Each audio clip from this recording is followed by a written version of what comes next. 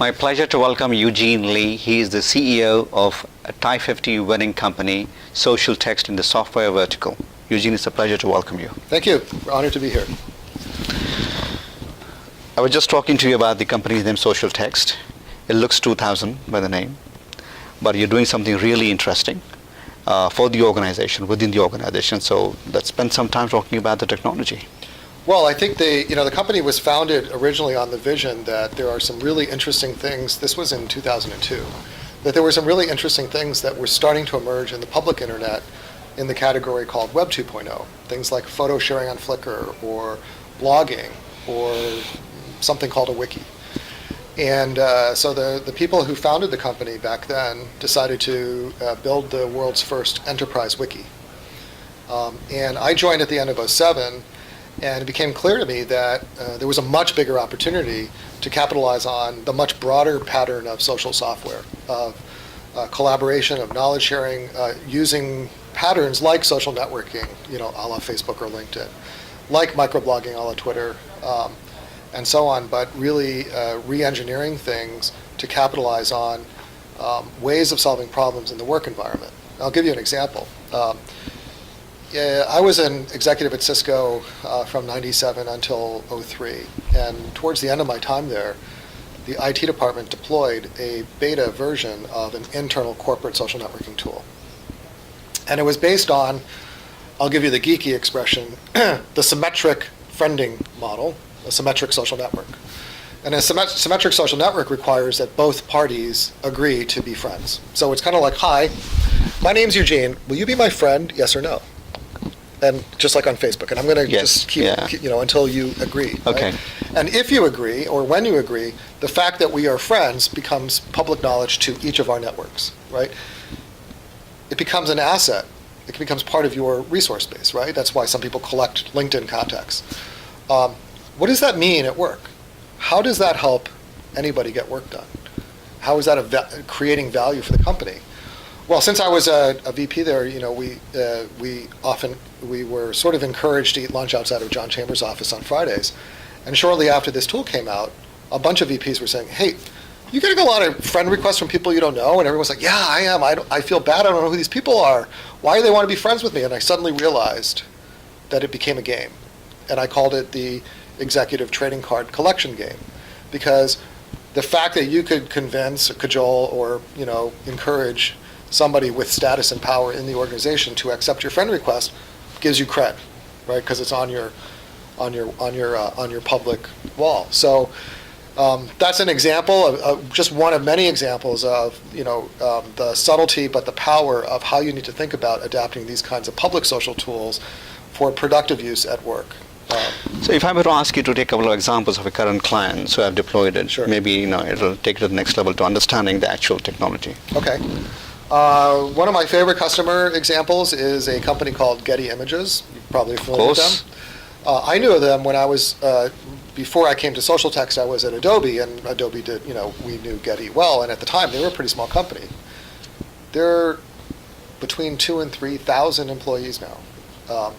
And they started with a small project, really about 250 people, that was sponsored by the head of sales, who basically said, I think we do a great job of launching products, but we don't do a great job of training our salespeople how to sell these new products. And I'd like to find a way to get product management, product marketing, corporate marketing, sales training, and sales ops together so that sales training materials become part of the launch process. That was really the original goal of the project.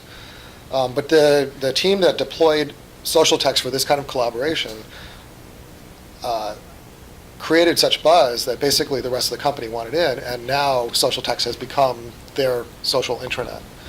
So we talk a lot about how many of our companies start by adding social to their intranet. Let's be honest. How many people like their intranet? How many people think their intranet is interesting? How many people go there to get work done? It's really very static because it's on a traditional publishing model. And there's really nobody there. It's just a lot of forms. In fact, a friend of mine who's an analyst at one of the big analyst firms told me, take a guess, what's the most commonly visited page on average in a company's intranet? I don't know. Just take a guess. It can't be the company's webpage for sure. Not the company's webpage. This is on the intranet, right? This is the thing that you spend lots of money and time and resource in making your employees more productive. It turns out to be the company cafeteria lunch menu. And so what a lot of our customers use us for is they start with something called Signals, which is our microblogging tool, which is basically an open discussion. It's starting kind of like a company water cooler, but it's about work. Connecting it to workspaces where people do more persistent collaboration. This is based on wiki technology. But it's all integrated with Socialtext People, which is our social networking directory. And then increasingly, our larger customers are connecting our platform to their existing applications, whether it's their CRM system like Salesforce, their document management system like SharePoint, a very custom ERP system for their particular industry. We have another customer that's connecting it to their advertising inventory placement system. And by connecting to those systems, they can enable all of their employees now to see relevant, important, or exceptional transactions that are happening in those core systems, and then collaborate around the process that's associated with that. And our vision is that social really belongs as a layer across all of your applications, not as a siloed set of features built on top of each of those application stacks. We come to the question of you winning the award. As you're aware, this is the third year for us, and a lot of traction for TiE50 awards. How does it make you feel as a winner out of the 1,600 odd nominees? Proud, honored, relieved, because we had been nominated before. I mean, I think I'll start by saying I have many friends and colleagues that are in the broader Asian American business community, many of whom are trying to build networks of support and mentoring and encouragement for the next generation of entrepreneurs and leadership from different parts of the Asian American community, and everybody looks up to TiE. The TiE organization is sort of the big granddaddy of all of this. It's known to be just a big powerhouse and extremely effective. And this is my first time coming to TiEcon, and I'm totally blown away. I mean, it's really awesome, just the energy and the sense of community and the multiple generations of support and mentorship that have obviously been borne fruit. In fact, one of the other winners in our category in the software and cloud was mentored by a TiE founder, and I think both of his investors are TiE charter members.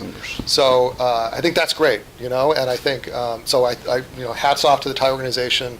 So because I have so much respect for the TiE organization, I think that makes me feel even more honored to receive the TiE50 award. Very gratifying to learn about that. Thank you so much, and again, congrats. Thank you, and keep up the great work. Thank you.